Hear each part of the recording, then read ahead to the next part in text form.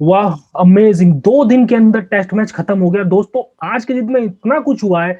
India all out हो गई, फिर इंग्लैंड ऑल आउट हो गई, इंडिया जीत भी गई। क्या हुआ है आज के दिन में? और दोस्तों, क्या पिच को सारा क्रेडिट देना चाहिए या टीम को भी थोड़ी? बात करेंगे इस मैच के बारे में कि इंडिया 2 दिन में जीत गई है टेस्ट मैच और इंडिया की होप्स अलाइव है वर्ल्ड टेस्ट चैंपियनशिप के लिए। ये सीरीज तो इंडिया अब नहीं हार सकती, लेकिन सबसे इंपॉर्टेंट बात क्या है?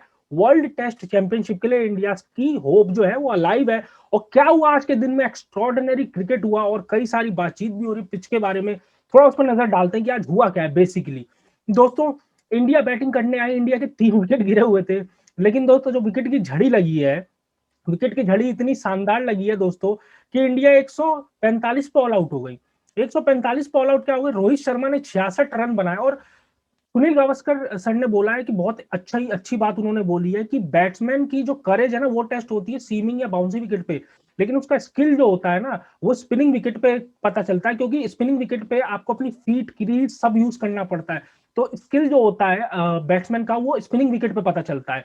लेकिन मैं फिर बोलूंगा कि दोनों टीम की तरफ से पुअर बैटिंग हुई है फर्स्ट इनिंग में, और सेकंड इनिंग में इंग्लैंड की भी पुअर बैटिंग हुई है। किसी ने अप्लाई नहीं किया, क्रीज पे ही रह गए। फीट मूवमेंट अच्छी नहीं थी, और प्लस टर्न के लिए खेले और आउट हो गए सीधी बॉल पे। तो वही हुआ दोस्तों, जो रूट ने 5 विकेट ले लिया 8 रन देके, तो आप समझ सकते हैं कि कितना बुरी बैटिंग हुई है।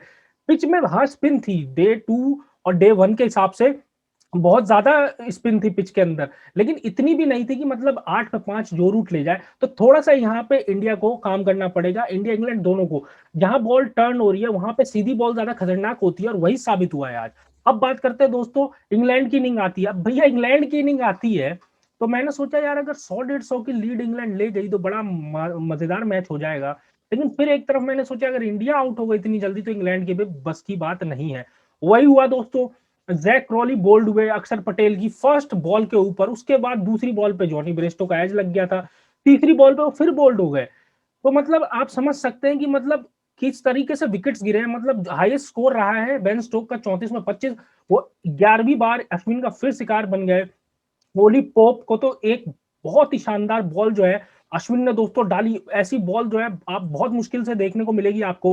ओली पोप ने सोचा होगा कि अश्विन उनको डालेंगे, कौन सी बॉल डालेंगे अश्विन, उनको डालेंगे कैरम। उन्होंने आम बॉल डाली, वो तेज स्किड हुई पिच से जाके और बोल्ड हो गए। और इतनी शानदार बॉलिंग की अश्विन ने दोस्तों। अश्विन जो है वो सेकंड फास्टेस्ट है to 400 wickets. Congratulation to him. मतलब ग्रैम सोन को मैं सुन रहा था कि वो कह रहे थे कि मतलब बहुत ही मतलब एक्सपेक्टेशन अश्विन के ऊपर रहती है, ऐसी विकेट्स पे खेलते हैं। Yes right, he is right, but we need to give credit to Ashwin. देखिए दोस्तों, अब जेम्स एंडरसन यहाँ पे आए हैं खेलने, तो वो 5 और 6 विकेट तो नहीं ले पा रहे हैं ना। तो अगर आप अश्विन को कहते हैं कि वो बाहर जाके भी 5 और 6 विकेट ले, तो एंडरसन और ब्रॉड का क्या? ब्रॉड तो एक विकेट लेते हुए नहीं दिखाई दे रहे हैं। तो आप खुद समझ सकते हैं कि हमें अश्विन को क्रेडिट बहुत ज्यादा देना चाहिए। साथ में अक्षर पटेल, अक्षर पटेल ने तो इंग्लैंड को नचा के रख दिया है, क्योंकि बॉल उनकी इतनी स्पिन नहीं होती। अब इंग्लैंड को क्या लग रहा है कि बॉल जो है वो स्क्वायर स्पिन हो जाएगी, और इस चक्कर में वो क्या कहते हैं, बॉल को अंदर आती हुई बॉल पे फंस जा रहे हैं, क्योंकि जा रहे हैं खेलने टर्न को।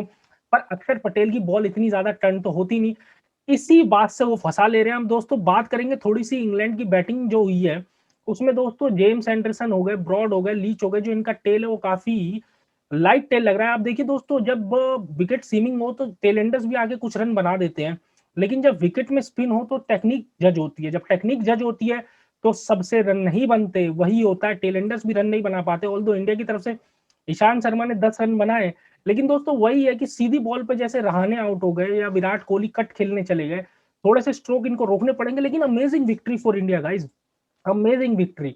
मतलब आप खुद सोच सकते हैं 2 दिन के अंदर मैच खत्म हो गया, और इंडिया की वर्ल्ड टेस्ट चैंपियनशिप के लिए कंटेंडरशिप भी क्या स्ट्रांग हो गई। और दोस्तों बात ये है ना कि आप देखिए, इंग्लैंड को पहले बैटिंग का मौका दिया गया इस पिच पे। ऐसा तो नहीं है कि इंडिया पहले बैटिंग की और इंग्लैंड हार गई। तो मतलब दोनों के लिए जो प्लेइंग फील्ड बराबर थी, लेकिन जो टीम सिलेक्शन इतनी पुअर की है ना इंग्लैंड ने, मतलब खेलने चले गए इतने सारे मतलब फास्ट बॉलर से। उन्होंने सोचा बहुत ही ज्यादा स्विंगिंग विकेट मिल जाएगी।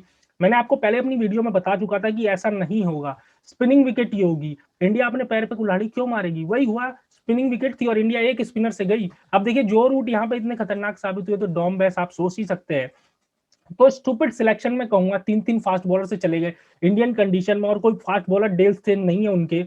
देखिए मैं जेम्स एंडरसन से क्रेडिट नहीं ले रहा हूँ, लेकिन डेल स्टेन की बात ही अलग है। वो ऐसे कंडीशन में भी बहुत विकेट निकालते थे, या वो बांग्लादेश की कंडीशन में भी, इसलिए मैं उनको हायर रैंक करता हूँ। और दोस्तों मैं बात करूँ कि मतलब टीम सिलेक्शन इंडिया की भी कुछ इतनी खास अच्छी नहीं थी। वॉशिंगटन सुंदर को इंडिया ने खिलाया, लेकिन आप देखिए ना, जब जरूरत पड़ गई तो वो आउट हो गए ना। तो दोस्तों बॉलिंग उनसे इतनी करवा नहीं रहे, बॉलर की ज्यादा जरूरत भी नहीं पड़ेगी। मुझे तो लग रहा है कि बुमराह भी खिलाया क्यों, मुझे ये समझ में नहीं आया, क्योंकि दो स्पिनर काफी हो रहे हैं दोस्तों। तो इनकी जगह वो केएल राहुल ऐसा प्रॉपर बैट्समैन या मयंक अग्रवाल को खिला सकते थे ना, तो 20-30 रन भी इन विकेट्स के ऊपर काफी ज्यादा होते हैं दोस्तों। उस सिनारियो में इंडिया खिला सकती है। तो इंडिया को आगे आने वाले टेस्ट मैचेस के लिए ये करना पड़ेगा, और आगे इंडिया न्यूजीलैंड से भी खेलेगी मैच, तो वर्ल्ड टेस्ट चैंपियनशिप का अब जो लगता है कि इतनी दूर नहीं है मंजिल इंडिया के लिए वर्ल्ड टेस्ट चैंपियनशिप की। लेकिन दोस्तों ऑल इन ऑल मैं बात करूं तो it's amazing victory for India. 2 दिन के अंदर मैच खत्म हो गया। हाँ, जो थोड़े से आप जो ब्रॉडकास्टर है उनके लिए थोड़ा मुश्किल होता है, क्योंकि 3 दिन का चला जाता है और 2 ही दिन मैच दिखा पाते, काफी नुकसान होता है।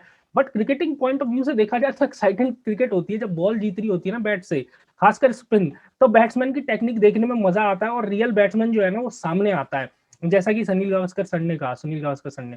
तो मतलब बहुत ही मजा आया ये मैच देख के। और पिच, हाँ पिच मैं समझता हूँ कि पिच में स्पिन थी, पर चेन्नई की पिच से सही थी, ये पिच अच्छी थी, इतनी बुरी नहीं थी जितना बैट्समैन ने अपने माइंड में बना रखा था।